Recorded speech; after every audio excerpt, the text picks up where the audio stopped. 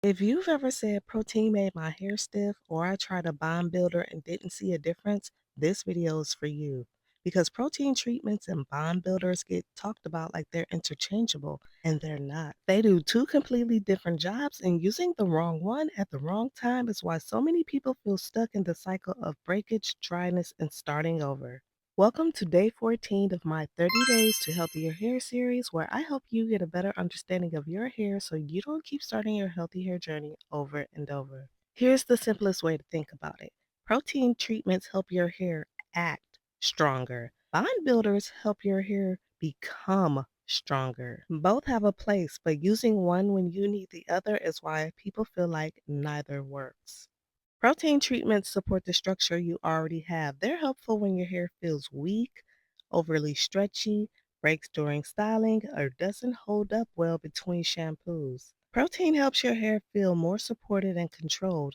That's why after using protein, your hair often feels firmer, less floppy, and easier to style. But protein is support, not repair. It doesn't rebuild damage. It helps the hair perform better with what it currently has. If your hair feels stiff after using protein, it's usually because the hair didn't need strengthening, it needed water and conditioning instead, or protein kept getting added without that moisture balance that we discussed in the previous video. That doesn't mean protein is bad, it means it was used at the wrong time. Bond builders work differently. They focus on internal damage, the kind caused by chemical services, heat, or long term wear and tear. When your hair is damaged on the inside, it can look okay, but still break easily. Bond builders help reinforce what's happening within the hair strand, not just how it feels on the outside. And that's important because internal damage doesn't always show up right away. Bond builders aren't meant to feel like conditioners or masks. Their job isn't to make hair soft instantly. Their job is to help hair hold up better over time. So the results usually show up as less breakage, better length retention, and hair that handles styling better, not always an immediate texture change. Quick pause. This is exactly why I created the Healthy Hair Planner. Most people aren't wrong about their hair, they're just not tracking patterns. This planner helps you notice how your hair responds after protein, how it behaves after bond repair, and stop guessing and start recognizing what actually works for your hair. Because when you can see what your hair does over time, decisions get easier. This planner is designed to support everything we're covering in this series. The link is in the description. Use code YouTube for an exclusive discount. Here's the takeaway: protein treatments support performance, bond builders support integrity. Protein helps the hair handle stress, bond builders help the hair survive stress. They're not interchangeable, and most people actually need both, just at different times. If you use heat regularly with a flat ironing, blow drying, silk presses, bond builders can be helpful because heat stresses the internal structure of your hair over time. That doesn't mean you need them every shampoo. It means they're useful as support, especially if heat is consistent.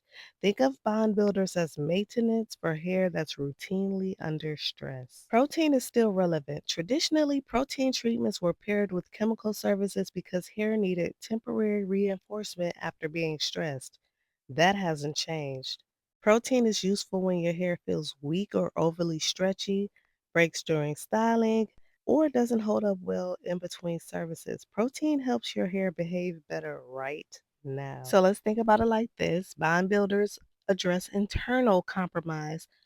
Protein treatments address external performance. In many routines, bond repair comes first to support integrity, then protein is used strategically to reinforce strength when needed. Timing matters more than labels. And yes, you can use both, but not at once and not blindly. Using both makes sense when your hair has a history of chemical or heat stress, breakages present, or you're trying to retain length, not just help your styles last longer. What matters with these two is how often you use them, why you're using them, and how your hair responds to them. Protein used to be enough because bond builders didn't exist yet. It was the best tool available at the time to help stressed hair cope. Now we have more precise tools and more choices. That doesn't make protein outdated. It just means we have to use it more intentionally now. Healthy hair care isn't about replacing old methods, it's about understanding why we use what we use. That's one of the things I really want you to take away from this series. That's why when people ask about certain products, I'm asking one of two questions or both. How does your hair feel? Because your hair is going to tell you what it needs, or why do you feel like you need to use XYZ? And once you understand that it's all about why you use what you use, your routine stops feeling confusing. Let me know in the comments if you found this video helpful. And if you did, be sure to give it a thumbs up and subscribe to my channel so you don't miss the rest of this series. And don't be stingy, share this with a friend so they can have healthier hair going into the new year.